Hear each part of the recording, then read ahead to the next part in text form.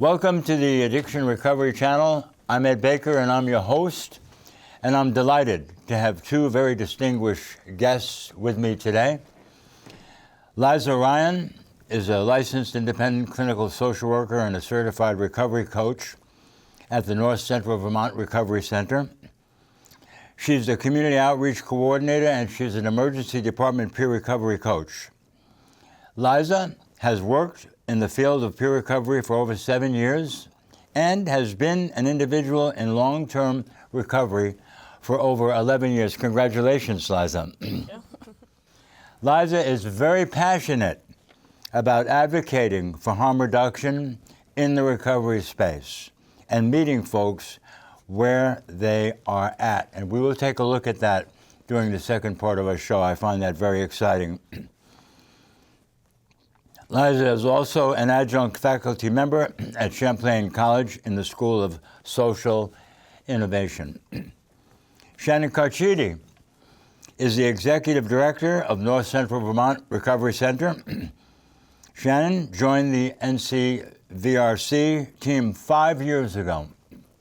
As a person living in and committed to her own long-term recovery and sobriety, Shannon has been in her own personal recovery for over 15 years. Congratulations, Shannon. Thank you. Thank you, Ed. Shannon is passionate about recovery and motivated to sustain and grow the North Central Vermont Recovery Center services to the community. I'm very happy to have these two guests with us today. And I thought, you know, up until about 25 years ago, people in recovery couldn't even mention they were in recovery for the most part because there was such stigma attached to it. Today, that's not the case anymore. Today, we can talk about recovery. We can be proud of our recovery. We can show people that recovery works. We can be examples of recovery.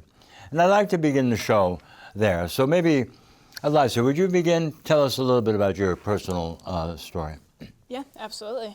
I'm not from Vermont. I've been in Vermont for coming up on 10 years, but I grew up in Buffalo, New York. Grew up with a, pretty stable family, more or less. Had a loving family, an older brother that I was close with and remained to be very close with. And really, into middle school and high school, I was a pretty big athlete, really enjoyed playing sports. That was really my rock. And after a series of injuries, I wasn't able to play the two main sports that I loved, hockey and soccer. And to me at that age, that was pretty much the worst thing that I could hear at that time. And I also had some, like I said, some injuries that prevented me from playing that also resulted in being prescribed some prescription painkillers, and that really one thing led to another very quickly while I was in high school and with some other situations and, some things going on at home, and that was really a perfect snowball for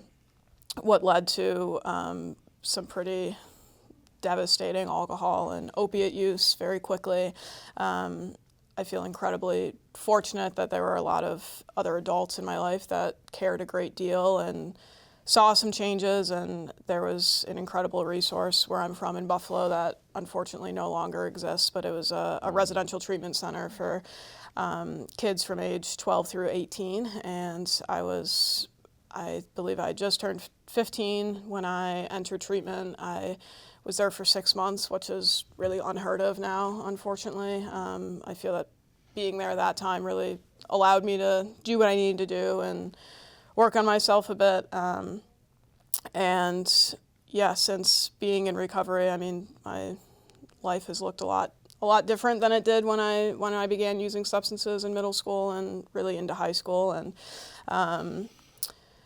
I didn't think that this was work that I would want to be doing. I thought that, kind of my own recovery was my own personal thing, and I'd have, maybe I'd go to college, maybe I wouldn't, but I ended up going to school and found that I was just extremely passionate about helping people, and that's led me to not only have a really awesome and fulfilling and powerful experience working in peer recovery, but also being able to work towards licensure as a clinical social worker and do that professionally as well. And there's a lot more professionalism in peer recovery as well, which has grown, and I think I'm really excited for where else that's going to take us. But yeah, there's daily reminders of why I enjoy being in recovery, why I need to be in recovery, and it's something that it's very helping folks in regardless of what stage they're in their recovery is something definitely very passionate about. I like that. I like that very much. That's very powerful. Thank you for your frankness and your honesty. And the regardless part, to help people regardless, to not abandon them, to stay with them. Yep. Extremely, extremely important. We need leadership that believes in that. Yeah. Shannon, tell us a little bit about your own personal recovery. Yeah, happy to. So I grew up in Vermont, a Vermonter, and started my active drinking and drug use in 8th grade, which then kind of continued throughout. But I grew up with a single mom, and I have a sister. And I do remember during my youth that there was a lot of alcohol use in my family, and I do have some other family members who are actively in recovery who had showed me that path a little bit earlier on when I wasn't ready, but they certainly had showed me. And so my drinking and drug use continued, but also so did my progression with academics, and I got a really good job, and I actually was driving into Burlington today because I was working in Burlington when I got sober, and was able to access a licensed clinical counselor to help with that support, to find out what does recovery mean, what do I want to be sober, and what does that mean. So that was the beginning of my journey, and I am happy that I utilized also a 12-step program. In hindsight, I do wish I had gone to treatment to kind of taken more of a step back, but regardless, that was my path. So I went to counseling for 5 years, once a week at least at minimum, and she was the one who encouraged me to also seek additional supports with a 12-step program, which essentially saved my life. And so, so that was over 15 years ago. I will say that I attended some meetings, support groups at North Central Vermont Recovery Center in Morrisville when I was first getting sober. So my working in this field and at the recovery center really came full circle, and it's been very meaningful for me. So again, similar to Liza, working in recovery and working with folks that are struggling with substance use disorder is never anything that I imagined that I would be doing. I really was in recovery to help save my life and to hopefully improve things, and then to be able to give back and have a different perspective and be able to work in the field is just a testament to how recovery can work. So I'm very thankful. Oh, thank you so much. Thank you both so much for your beautiful honesty and the truth of it all. Addiction took me at a very young age.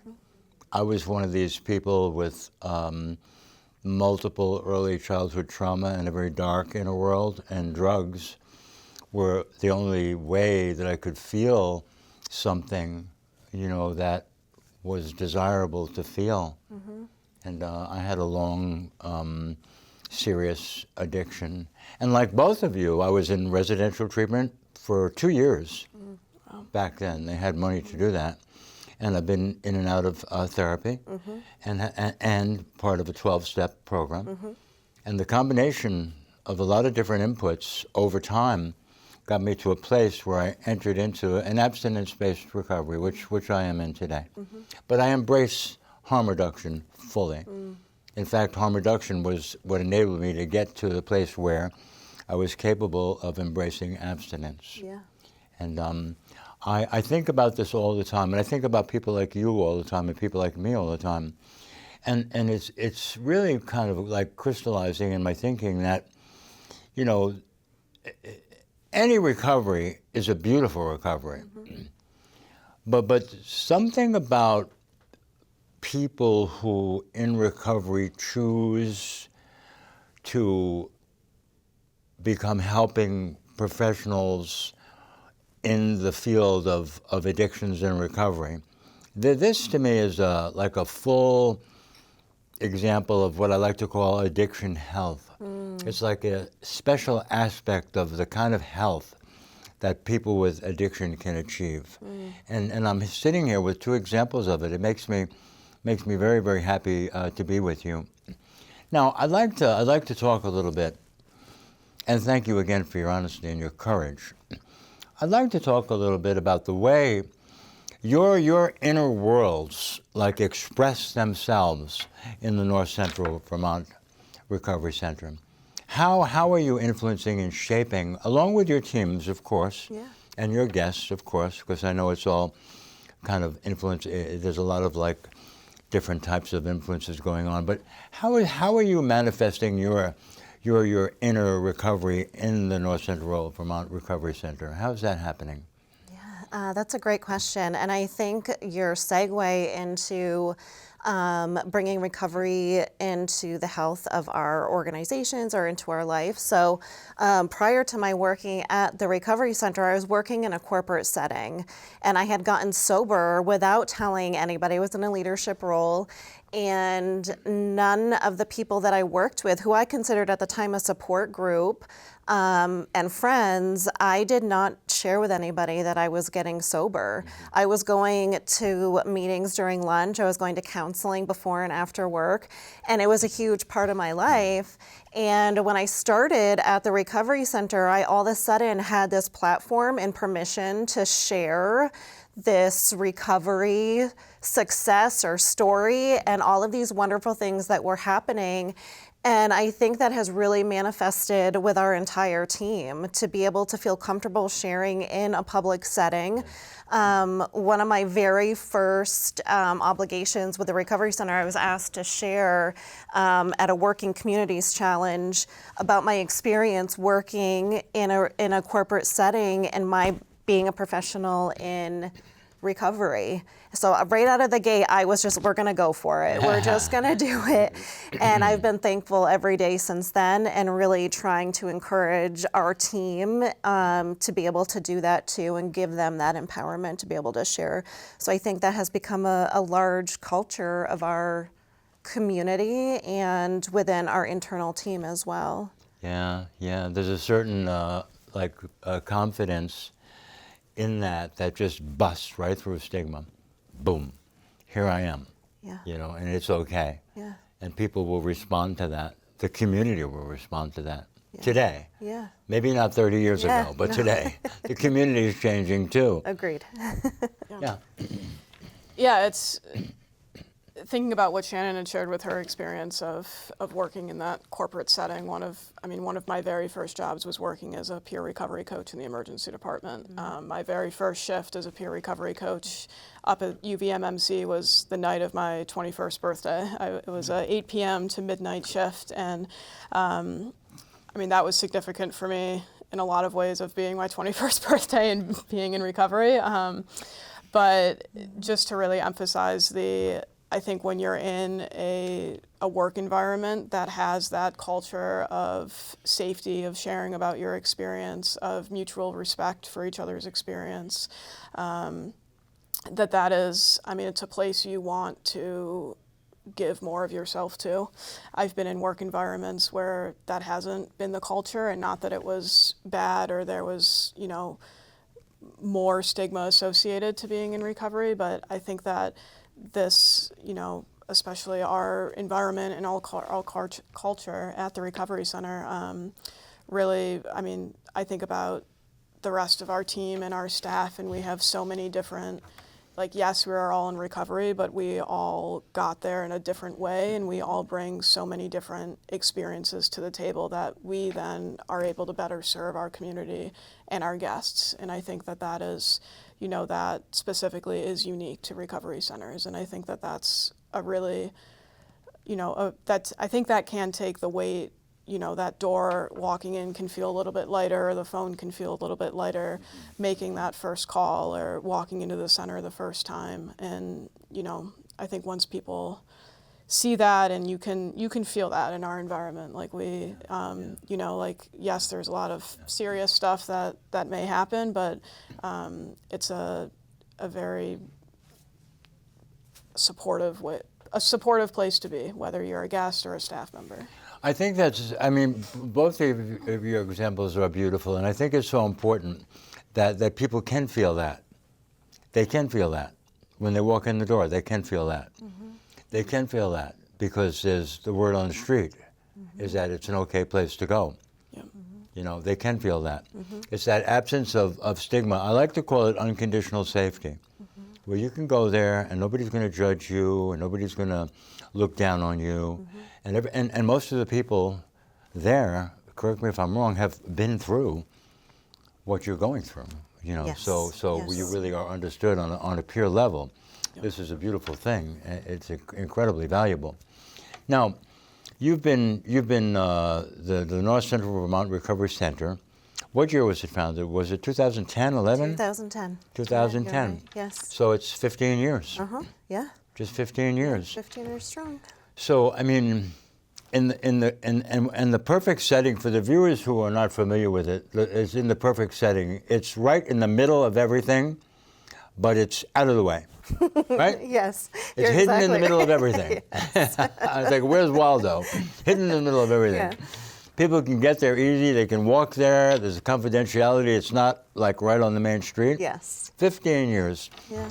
Tell me a little bit about that. Like, where are you now? It seems to me that you are an integral part of not only the recovery system, but the healthcare system, the overall community health system. Is that correct? Yeah, I would definitely say that. Tell me a little bit about how you've woven yourself into the community. Yeah, when I think of NCVRC, and I know you can speak to this too, just being familiar with the Recovery Center all those years ago, is it really started with grassroots, right? We had people who were just looking for supports and meetings and not a lot of funding and not a lot of infrastructure, right? And so over the years, I am very fortunate to have a lot of predecessors and people in recovery come before me that have really continued to pave that path. And so, recovery as a whole has become much more professional, right? So, over 5 years ago, there was a time when recovery coaches were not being compensated, right? It was basically a volunteer opportunity. Yeah. And so now to say today is that all of our recovery coaches at our recovery center are compensated on I'd say a fair, equitable rate. And that we also have a certification. Like our recovery coaches are held to a certain standard, and we help to uphold them to receive that training. And we're at a lot of tables in the community. We're a part of and participate in many health collaboratives. And we're a part of the system of care, right? Like especially in Lamoille County, but also within the state of Vermont. We are a member of Recovery Partners of Vermont, and working with our colleagues across the state with other recovery centers and turning points. But our goal is really to support our community the best that we can, and that has evolved and changed over the years. And so I would say we're very dynamic. Things are always changing, and it's very fast-paced. And I didn't realize how fast-paced it was. Yeah. I keep saying it'll slow. I've been here 5 years. It's never slowed down. There's always something waiting. There's always another initiative, and there's always new substances coming out that we are trying to support guests with, families with, educate the public. Yeah. And so we really take our responsibility important to be there for our community. So definitely we've evolved. Yeah, and thank you for being such an integral part of a community at risk, at constant risk. You mentioned new substances coming out, so immediately I begin to think of fentanyl and xylazine. The nitazines is kind of a new, super potent opioid. It's never ending. I can remember in my private practice, I entered into my recovery. I was a master's level social worker, and I got a job at Lamoille County Mental Health as an alcohol counselor apprentice. And a couple of years later, I went into private practice. And there was no fentanyl. There was no fentanyl. Who would think that you'd be looking back to the days when there was heroin thinking, I wish we were back then? There was no fentanyl. And really, harm reduction was not really as, talked about or accepted as it is now. It's not fully accepted now, but back then it really wasn't. It was kind of odd, and people didn't know what it meant. In my view, what happened was, death, like this rapid acceleration of death because of fentanyl, began to get people's attention and open their minds to innovation. And the most appropriate innovation, I think, is harm reduction. Medication for opioid use disorder, different types of testing kits, outreach, working with people while they're using drugs without the requirement that they stop using drugs for you to work with them. These are the innovations that are still kind of trying to gain ground as we speak in Vermont. So I know that Lamoille County historically has had a high rate of accidental overdose death. The numbers are not anywhere near like Chittenden County, but the rate is very high. So the way I see what you're doing now, and I really want to focus on this a little bit, this idea of embracing harm reduction within the recovery center space is something that I think is relatively new and very interesting. And I want to give you the opportunity to expand on that a little bit. What does that mean, embracing harm reduction within the recovery center space? Yeah, harm reduction has come a long way, and it's taken a lot of different shapes over years, over decades, even if we go back to where harm reduction was born out of with the AIDS crisis. And I think where, our part of our mission at the recovery center is supporting people in their recovery, again, regardless of where they're at that stage in their recovery. And it's not abstinence versus harm reduction, it's both together. It doesn't need to be one or the other, either or. And I know that I'll speak for myself. When I came to Vermont in 2016, when I was a freshman at Champlain, and that was really when the hub and spoke model in Vermont was really taking off, and I got sober in an abstinence-based program, a 12-step program, and I was like, it's like, why did I have to do this? But other folks can use medications to help them enter into their recovery. And I, kind of battled with that a bit for like the first 2-3 months that I learned about medications for opioid use disorder. And back in Buffalo, I had another friend pass away, and the amount of friends and people that I knew in recovery before at such a young age, it was over, 4 years in recovery, and I'd known over 25 people that had passed away just around my age at that time. And that for me was really, it didn't matter to me anymore how people got sober. It mattered that they were alive and had the opportunity to get sober and enter into recovery. So some of the services that we have at the recovery center, Xylazine, fentanyl test strips, wound care kits, I think when we, a lot of times now when we hear harm reduction, we immediately go to substance use, but even taking a broader look at, what harm reduction is it's taking any behavior and reducing the harm to it, right?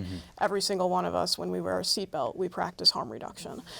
So yes, we have those services that are more specifically related to substance use, but I think our community vending machine is a great example of we're stocking that with hygiene kits, just making sure that members of our community have, the small things that go such a long way in being able to, some dignity, your self-worth, right? Yeah. Self-respect. And also the different services that we provide around different groups and our partners in the community with, Department of Corrections, Department of Children and Family Services. We are going to those spaces to literally physically meet people where they are at in those spaces. That itself is a form of harm reduction. So I think really being able to, to have some visibility around, yes, this is harm reduction, yes, we are supporting people in an abstinence-based journey. We're supporting people in a harm reduction journey, and oftentimes those look pretty similar for folks. I think there's a lot more alike in those paths to recovery than there are differences for folks. And well said. And very many of our people, myself included, passed from one stage to the other and back and forth. Yeah. And maybe we'll arrive in the desired outcome. Yeah. But maybe not. You don't know about what's going to happen, and you should feel welcome and entitled to help and understanding without stigma, regardless of where you are. And that's the beauty, I think, of it. And one of you mentioned people feel immediately, what's happening at the center. And I think your latest innovation, the community health vending machine, is something that they feel. People using drugs feel, wow, this kiosk with 24/7 free supplies to help me stay more healthy didn't just happen. These people made it happen. There's something about these people that maybe I can trust. Is that the impression that you created, and is that part of the impression? Yeah, that's definitely what our goal and intentions are. We, with dispersing harm reduction for some years, this is not new to us. However, we felt that we wanted to reach more people. And with the work that we're doing in the emergency department up at Copley Hospital, we are very aware that addiction is not just an individual disease. This impacts the entire family. And so also, we have a lot of folks who will stop by the center and request just a dose of naloxone because they have someone in their household that's using, and they want to feel empowered to be able to reverse an overdose if they need to. So really the intent was to say, hey, we're already doing this, and if there is still stigma, which we know there is, that we're going to make these resources available 24/7 and 365 days a year. So this is a machine you can go to at your own discretion. And I loved your description of the recovery center because we're right centrally located in the middle of Morrisville. However, we are set back enough from the road where it gives you privacy. And so people can access that without maybe not being concerned, is someone going to see me or is someone going to come up and talk to me? Maybe they're not ready for that. But we really wanted the community to know, we recognize that these are needs, and we want to provide them to you in a way that you feel more comfortable. Also, it's really close to our door, so when you feel comfortable, maybe you could go open the door too. Yeah. That's good. Maybe you'll smell some pumpkin pie or something and get pulled in. Yes. It's a beautiful story. It's a beautiful story, and it's a beautiful evolution. And it's right on time, right on time. This is what has to happen today because of the velocity of death in Vermont. And I'm an abstinence-centric person. I was brought up in a 12-step program. I've achieved abstinence. I've based my life on my own abstinence, but my heart is full with harm reduction. that we have to keep our people alive, and whether or not they come into abstinence-based or whatever you want to call it doesn't really matter. They need to be alive. They need to be cared for. They need to be valued, and I see it as plain as day in what you're doing, that it's real, and people will see that. Do you want to maybe just say for the audience what exactly is in the community health vending machine? Yeah, so we did a survey of our guests and also our community partners to learn what they were interested in having and what they thought some of those needs were. So we started with 5 products. We have naloxone, 2 doses in each box. And we have Xylazine and fentanyl test strips, which have, there's the vending machine, which have 10 strips each. And then we also have hygiene kits and then feminine hygiene kits as well. So we're gonna have the option to rotate those out. We're gonna kind of see like what people are gravitating towards and what the need is. But we really appreciate the ability to be able to change those out if we need to. To meet the need. Life-saving, a true life-saving intervention. Yep. And isn't there also like a place for informational packages about different resources in the community? Yeah, so we love a good brochure rack. We have plenty of them in the recovery center. So it was an easy decision to move one outside. And so we have out there right now some local resources as well as some statewide. But we certainly have like our meeting list so that people can access that if they're looking for more support. And then on the other side of the structure, we also have a safe disposal for sharps. So that's a secured, locked place that people can come and safely dispose of those needles. Really, really something. And it's my hope that this would, I think you said there were 3 in Vermont, 3 community health vending machines in Vermont. There's a few more. We have, there's 3 that I know of that are associated with recovery centers. Okay. Yes. And I would hope that this broadcast would begin to raise consciousness a little bit more and help, this kind of activity to expand more in Vermont, the same way as recovery centers expanded in Vermont, that this would also expand in Vermont. It's time for that. Yeah.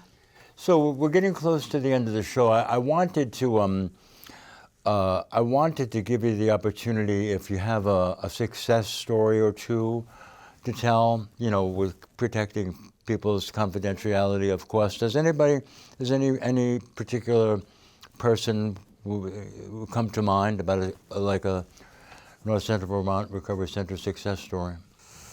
There's so many. Good. Yes, I'll bring up a few. There was, I don't even want to say a success story because they're very early in their journey that I know of, but a couple weeks ago I was walking by, like we have a very elongated facility. I don't know how to explain it, but it's like a hallway.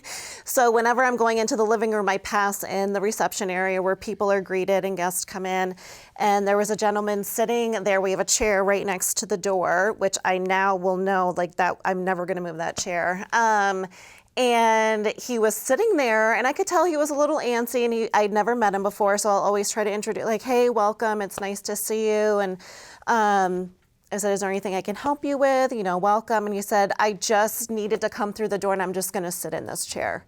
And you can sit there as long as you want, and that was a safe space for him. I haven't seen him since, but I know that we planted a seed, and I know that he had a safe place to be, and that door was open for him. But there's so many other success stories that are happening. We have someone who's sharing at our upcoming annual fundraiser, which is on November 8th. And she has been in recovery now. I think she's in her 4th year. And I've been waiting for her to be ready to share a little bit of a glimpse into her life. It's been phenomenal to watch and to see where she is today. But she has overcome so many challenges, and we've been like a part of this. Like we've all witnessed and observed, and just seeing her gain a life. I wouldn't even say it was her life from before. Like she has a new life, and she's going to be sharing some of her insight into that. And when I asked her this year, I felt comfortable asking her. I never want to put anyone on the spot. But I was like, I really think you're ready. Like, I think you have something to share that people will benefit from. And I had talked to her about it last year. She was no, and this year she's like, I'll do it. I'm ready. And I said, I know you are. Like, you've overcome a lot. So I could go on, but there's a lot of people who come in that say, hey, I used naloxone. You know, I used the dose that you gave us last night, and they used it and they saved somebody's life. Wow. And we do hear those stories, right? And so we know that while it may feel like sometimes we're making slow progress, we hear these little bits of information that keep us as peers going and showing up every day. And how can I help the next person? And it can be very inspiring. Yeah. Beautiful examples in that chair. I know you'll never move that chair. Yeah, I don't like the chair. I'm not going to lie, but I will. That chair is there now. I'm like, that chair. I love that chair now. I'm like, thank you. Great examples. All three great examples. Liza, do you have an example?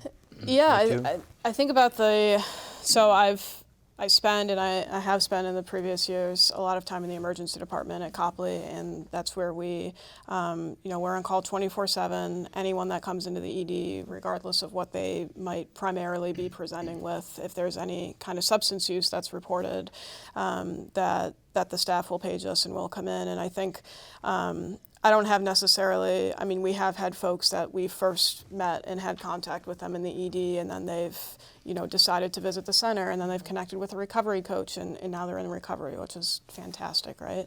Or at least their journey has started with that. But I think even it's, sometimes we'll get paged, and no one goes into the ED on a good day. No one's going in there feeling great, especially when it may involve withdrawal or detoxing from some kind of substance, and we might get some feedback or information around I don't really know if they're interested. They're not feeling that well. They don't seem too talkative, right? And then we're able to go in. Part of our team is our team of recovery coaches there, and just, it may not result in someone saying, yeah, I'm ready to go to residential treatment, or yeah, I'm going to stop today, but you can tell that there's some more engagement, right? And it kind of, it takes down, some of that power differential when, we're able to sit across from them and say, I work with the North Central Vermont Recovery Center. All of our team here in the emergency department, we're all in recovery, right? We've been where you're at. And I think, because of other jobs and responsibilities, I'm typically only on call during our evening shift, which is 8 p.m. to 8 a.m. And when I get called at 2, 3 a.m., like, I'm not happy. I'm not a fan, but every single time, right, who would be? It's 2 a.m., it's cold, it's dark, right? Every single time I get there, I'm so glad we were paged, right? Like, there's never been a time where I've been driving home and being like, man, like, that was a waste of time, or that wasn't necessary, right? It's planting that seed, and I think those, right, maybe we don't think of those as like big successes, but that's, like, if you get to be the face of recovery for someone, you want to do a good job at that, right? And I think just being able to provide an experience that at the very least someone isn't going to say that was a negative experience, right? And maybe the next time they hear about the recovery center, or the next time they may enter the emergency department, that they're warmed up to that idea, or at least it's a little less scary for them. And that's, if people are scared to go get help because of how they're treated, they're not going to go back, right? And that is, we lose a lot of folks in that way too, that folks are too scared to go and ask or get help. So I get it. And the beautiful examples are so qualitative in nature. You can feel it. It's the important thing. I remember being a student and studying counseling and all these research theories and all this kind of stuff, and the one thing that was like repeated, consistent over schools of thought and counseling approaches was relationship, the importance of the relationship. And that's what I hear you kind of underlining, that the important thing is that we establish a safe relationship. Like the person sitting in the chair, short interaction, but hey, you're welcome. I care about you. Come here, be here. Yeah. Get what you need here. You know, and I hope I see you again soon. Yeah. That's the beginning of something good. And you can't buy that. You have to have that. You have that, and you're kind of multiplying that. The Recovery Center is a little font of that in Lamoille County. So I want to thank you. I really want to thank you. Thank you.